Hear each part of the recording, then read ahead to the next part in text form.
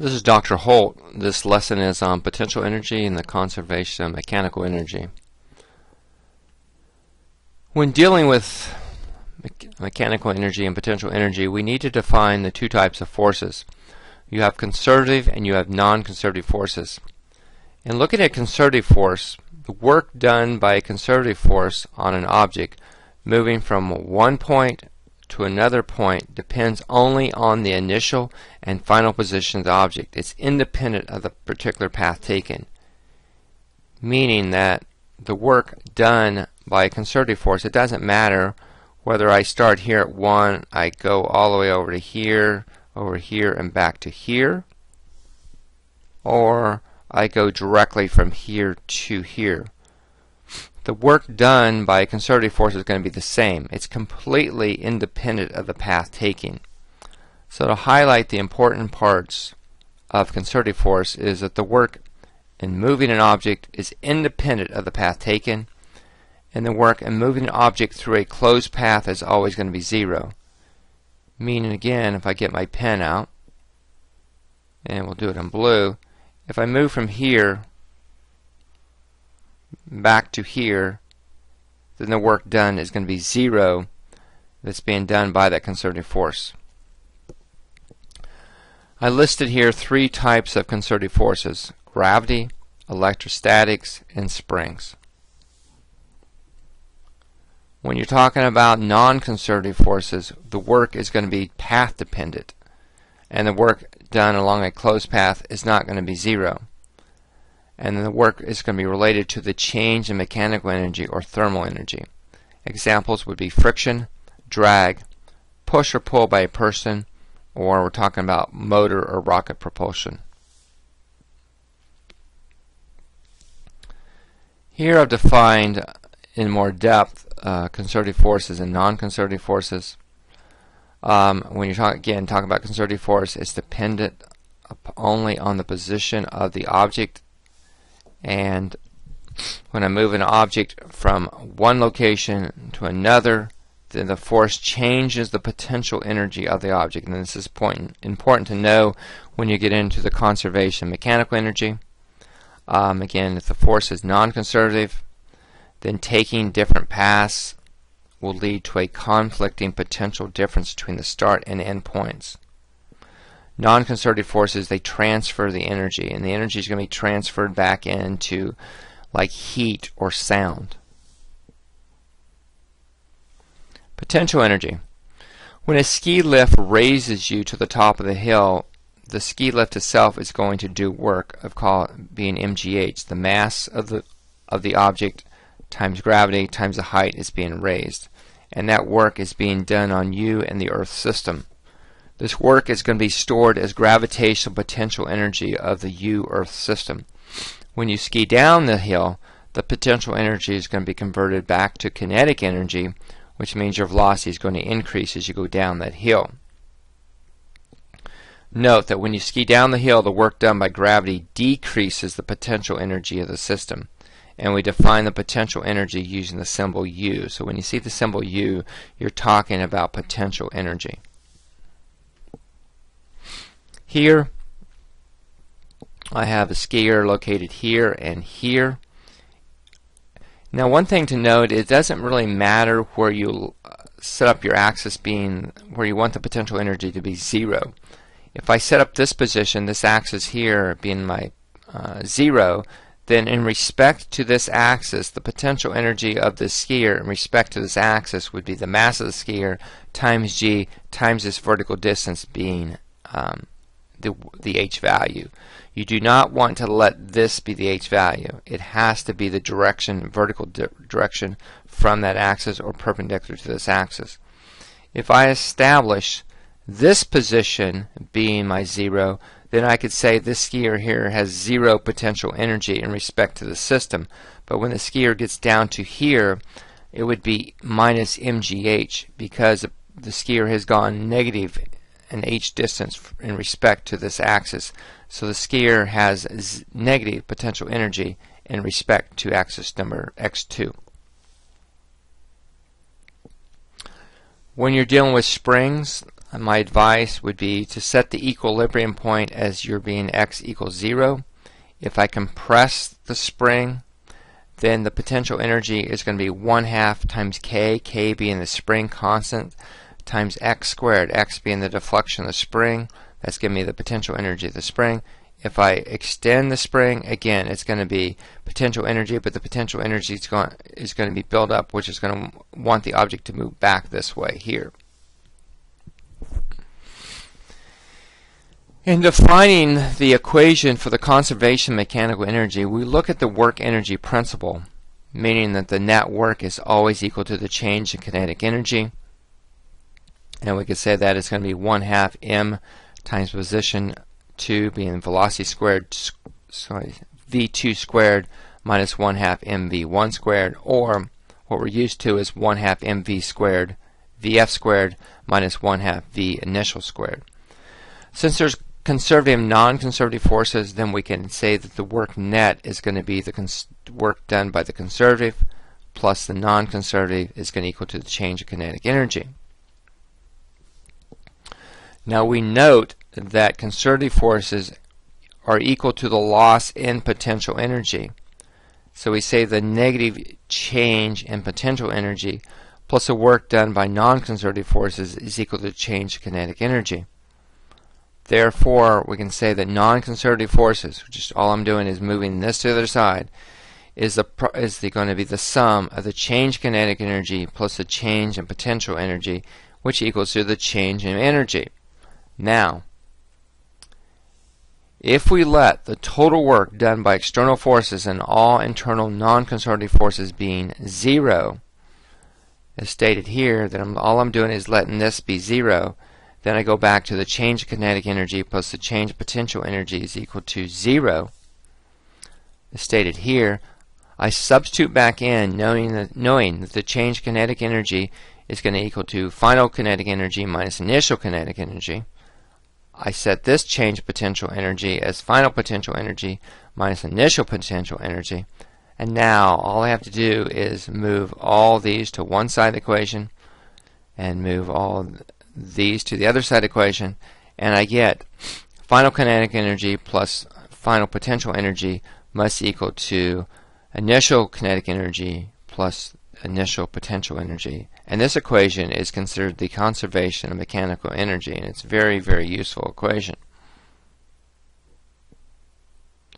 The principles of the conservation of mechanical energy. If only conservative forces are doing work, then the total mechanical energy of a system neither increases nor decreases in any process. It stays constant, or it is conserved. Example here, I have a rock. I've lifted this rock up a certain height. Then what's happened is this rock has potential energy. If I release this rock, it's going to immediately start losing potential energy as it falls, but it's gaining kinetic energy. At the halfway point, the potential energy and the kinetic energy are the same. As it continues falling down to this axis being 0, I've lost all my potential energy only in respect to this line, and it's all turned into kinetic energy.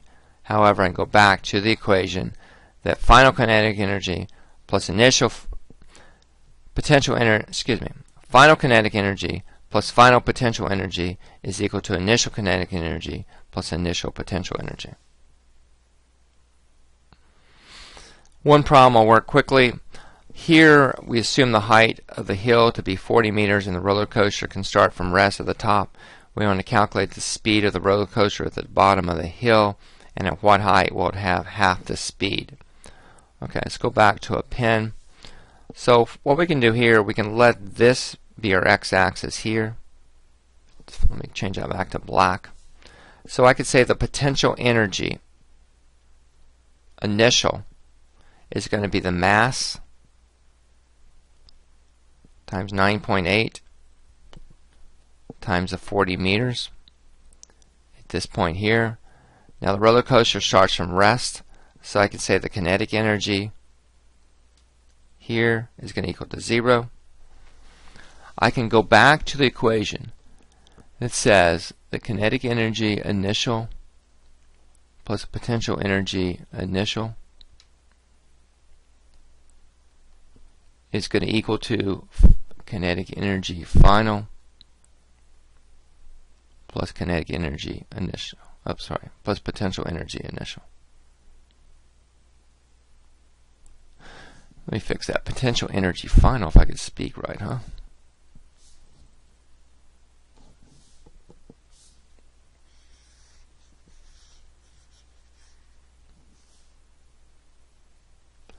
Okay, let's look at this one problem. I'll solve one problem.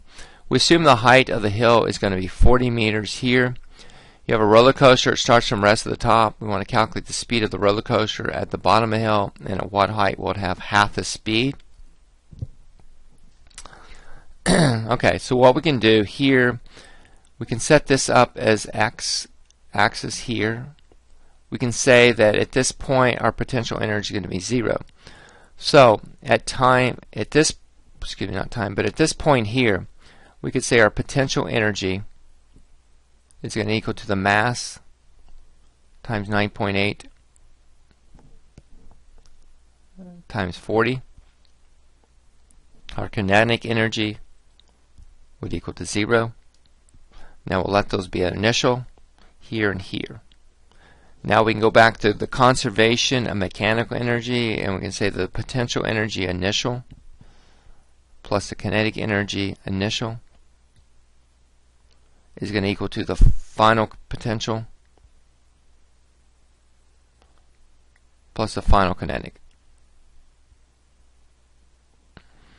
So we just put these numbers in. We got 9.8. Let's grab the calculator real quick. 9.8 times 40. That gives me 392 joules. Our kinetic energy here would be 0. When we get down to here, we've lost all our potential energy, so that's going to be equal to 0. And we set that equal to our 1/2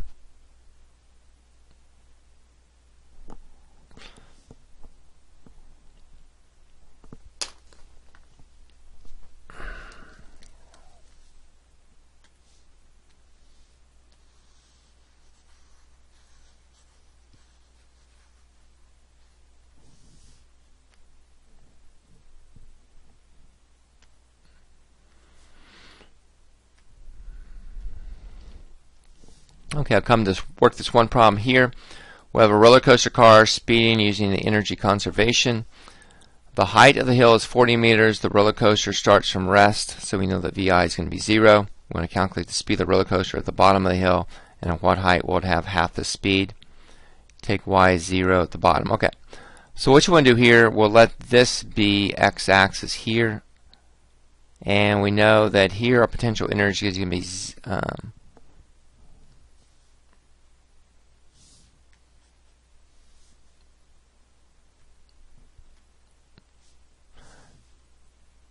okay, let's look at this problem here. I got a roller coaster.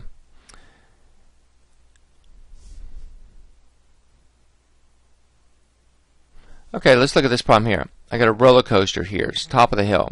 This distance is going to be 40 meters. We want to find out what the speed of the roller coaster is going to be at the bottom of the hill, and at what height will it have half its speed. What you want to do with this problem here, I'm going to let this be my x-axis here, meaning the potential energy in respect to this axis right here is going to be 0. So I go back and I'm going to find out what the potential energy of the roller coaster is in respect to here. At here, potential energy is going to be mass times 9.8 times 40, and that's going to give me 392 m. And we'll make that be our initial. Our kinetic energy here is going to be 0 because our velocity is 0. So we go back to conservation mechanical energy, and we can say that the potential energy initial plus the kinetic energy initial is going to equal to potential energy final plus kinetic energy final. Scroll down, give myself a little bit more work, a little bit more room. We have 392 m And again, that's going to be plus 0 is equal to our potential energy down here is 0 because we have no height. We go back to kinetic energy, which is 1/2 times m times v squared. We're left, now the m's will cancel out. That gives me 392 is equal to 1/2 v squared. So now we can take 392, we multiply that by 2, and we take the square root of that. And that tells us that the velocity at the bottom is just going to be 28 meters per second.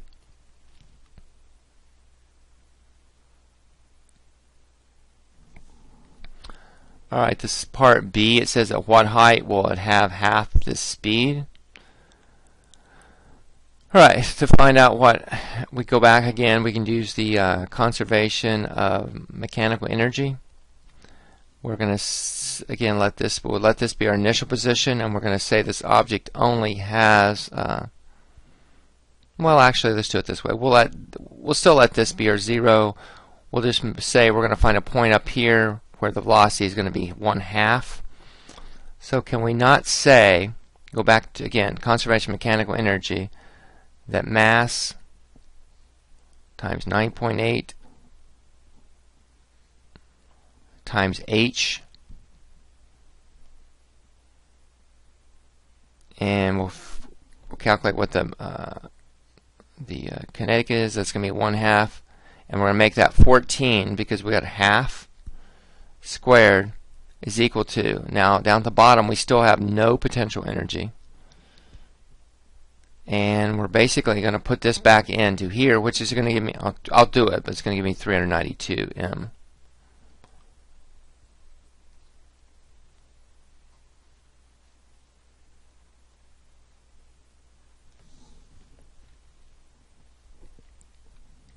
Okay, so that's going to give me 9.8. I can cancel out my m's because I get m's all the way across.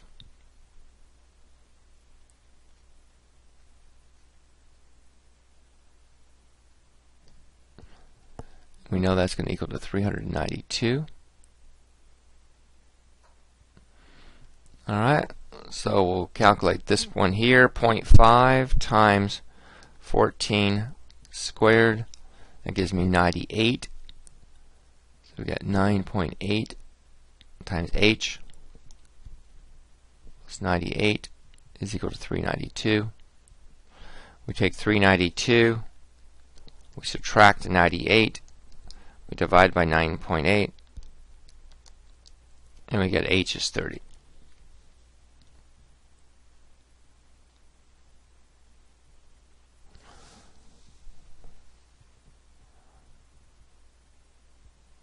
Alright, so we found out when h is actually 30, so when this object's gone 10 down here, the velocity now has reached 1/2 or 14 meters a second. So our answer here would be 30 meters.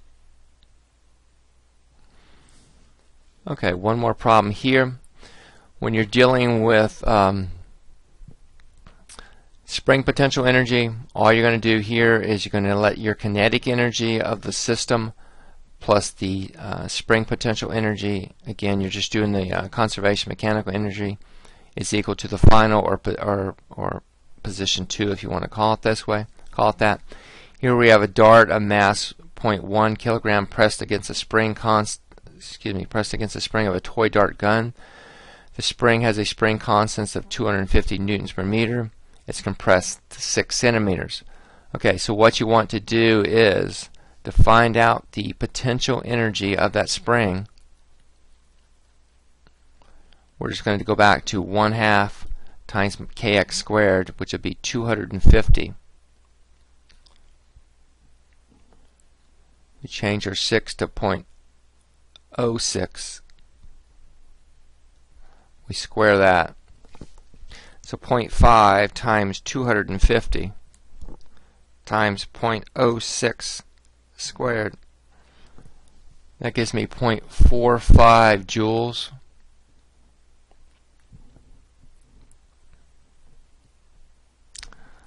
Alright, so now if we want to find out what the velocity is going to be, when this trigger is pulled and that dart gets to the end of the gun, it's lost all the spring potential. So we can just go back to 0.45. We can set that equal to 1/2 times the mass, which is going to be 0.10 times v squared, and calculate v.